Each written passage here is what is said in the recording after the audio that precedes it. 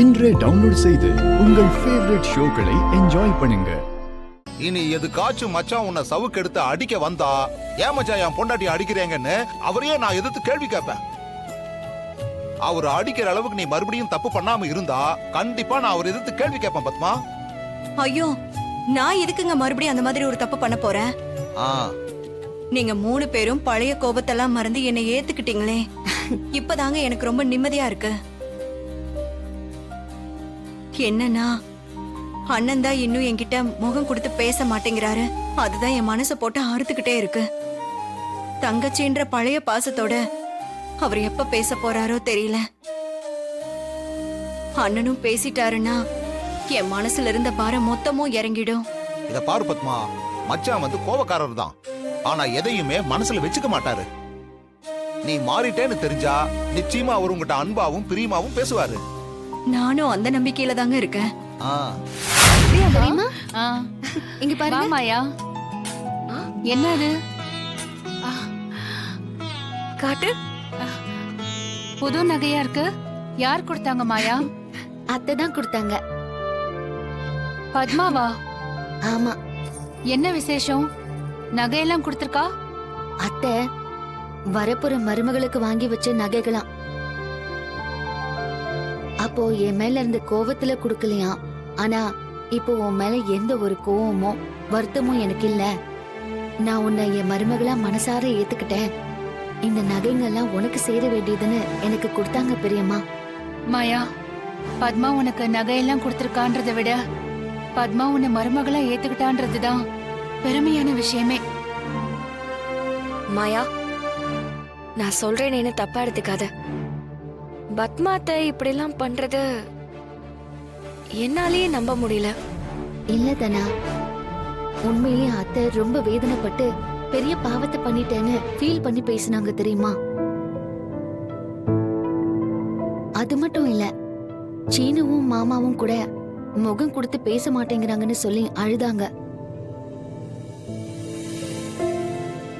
அதோட சவுக்கால அடிச்சு தண்டனை கொடுத்ததுக்கு அப்புறமும் தான் அண்ணா வந்து பேசலன்னு சொல்லி ரொம்ப நேரம் அழுதுகிட்டே இருந்தாங்க. தெரியாம தப்பு பண்ணிட்டேன்னு, இனிமே நிச்சயமா இந்த மாதிரி எல்லாம் நான் எதுவுமே பண்ண மாட்டேன்னு. ஆனா ஒண்ணுன்னு, இனி என் உசிரே போனாலும் எந்த ஒரு கெட்ட எண்ணமோ இனிமே என் மனசுல வரவே வராதுன்னு. இனிமே நான் எந்த தப்பும் பண்ண மாட்டேன்னு. இனி இந்த குடும்பத்துக்காக என் உயிரையே நான் கொடுப்பேன்னு. இந்த குடும்பம் நல்லா இருக்கணுங்கிறதுக்காக ஒவ்வொரு நிமிஷமும் நான் போராடுவேன்னு. இந்த குடும்பத்தோட ஒத்துமையை காப்பாத்துவேன்னு. உங்களுக்கு பிடிச்ச மாதிரி ஒரு நல்ல தங்கச்சியா நான் இருப்பேன்னு. அண்ணன், தயவு செஞ்சு என்ன நம்புங்க அண்ணன். இனிமே நான் எந்த ஒரு தப்பு பண்ண மாட்டேன்னு. தெரியாம பண்ணிட்டேன், மன்னிச்சிருங்க. நான் உன்னை நம்புறேன். ஆனா இப்ப நீ பேசினதெல்லாம் வெறும் வார்த்தைங்க தான். உண்மையான நம்பிக்கைங்கிறது போக போக நீ எப்படி நடந்துக்கிறேங்கிறத வச்சுதான் வரும். பார்க்கலாம்.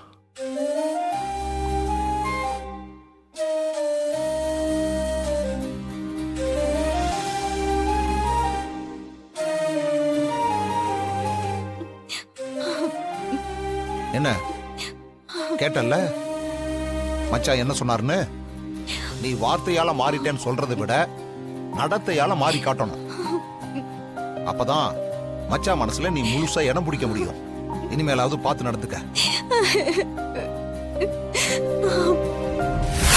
என்ன நீ நேத்து கேட்டப்போ மாறலன்னு சொன்னீங்க, ஆனா இங்க நடந்ததெல்லாம் பார்த்தா நீங்க ரொம்ப நல்லவங்களா மாறிட்டீங்க போலே. அண்ணனுக்கு ஏத்த தங்கச்சியா, புருஷனுக்கு நல்ல பொண்டாட்டியா, ஏன் நல்ல மாமியார கூட மாறிட்டீங்க போலயே.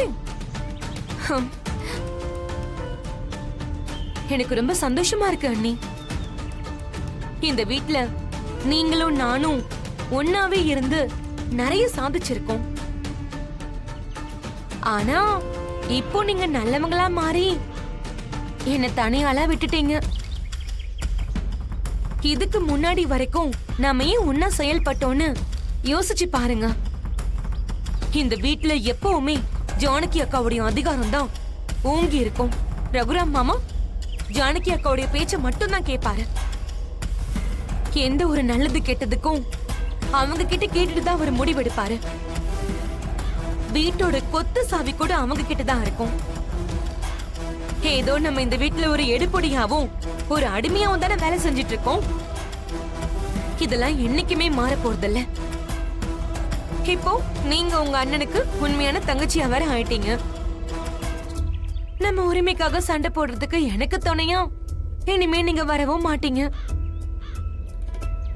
இனிமே எனக்காக நான் மட்டும்தான் போராடணும் போல இருக்கு.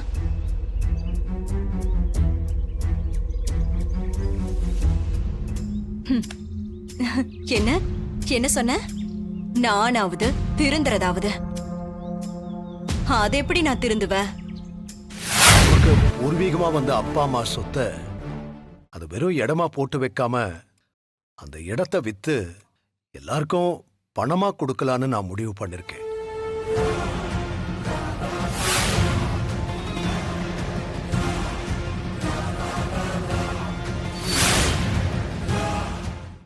என்னைக்குமே நம்ம குடும்பம் ஒரு கூட்டு குடும்பமா இருக்கணுங்கிறதா என்னோட விருப்பம். ஆனா சொத்தை வித்து ஏன் அதை பிரிச்சு கொடுக்கணும்னு நினைச்சேன்னா, ஒவ்வொருத்தருக்கும் ஒரு திறமை இருக்கும்ல. ஒருத்தர் படிச்சிருப்பாங்க, சிலருக்கு வேலையில நல்ல அனுபவம் இருக்கும். ஒவ்வொருத்தருக்கும் ஒவ்வொரு விதமான திறமைகள் இருக்கும். உங்க திறமைகளை எல்லாம் நம்ம ரைஸ் மில்லு, விவசாயம்னு எல்லாம் ஒரே தொழில முடங்கறத நான் விரும்பல. அவங்களுக்கான திறமைகளை பயன்படுத்தி புடிச்ச வேலையை செஞ்சு எல்லாரும் நல்ல முன்னுக்கு வரணும்னு நான் நினைக்கிறேன். அதுக்கு எல்லாருக்கும் ஒரு வாய்ப்பா இதை கொடுக்கலான்னு நினைச்சேன். உங்களோட விருப்பம் எது வேணும்னாலும் இருக்கலாம். நீங்க என்ன செய்யணும்னு ஆசைப்பட்டாலும் அதை செய்யறதுக்கு உங்களுக்கு முழு உரிமை இருக்கு. நீங்க விருப்பப்பட்ட விஷயத்தை செய்யலாம். சொந்தமா ஒரு தொழில் பண்ணி உழைச்சு சம்பாதிச்சு உங்க கையில பணம் கிடைக்கிறப்போ அதுல ஒரு சந்தோஷம் கிடைக்கும்ல. அது மூலமா வாழ்க்கையில முன்னுக்கு வரணும், உங்க சந்ததிகளுக்கு சேர்த்து வைக்கணும்.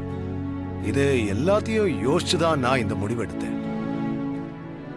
அதுக்காக சொத்தை பிரிச்சு கொடுத்துட்டேன், எல்லாரும் பிரிஞ்சு போயிடுங்கன்னு அர்த்தம் இல்லை. நம்ம குடும்பம் என்னைக்குமே ஒத்துமையா சந்தோஷமா ஒரு கூட்டு குடும்பமா தான் இருக்கணும். தனித்தனியா உழைக்கலாம், சம்பாதிக்கலாம், உங்க திறமையெல்லாம் காட்டலாம்.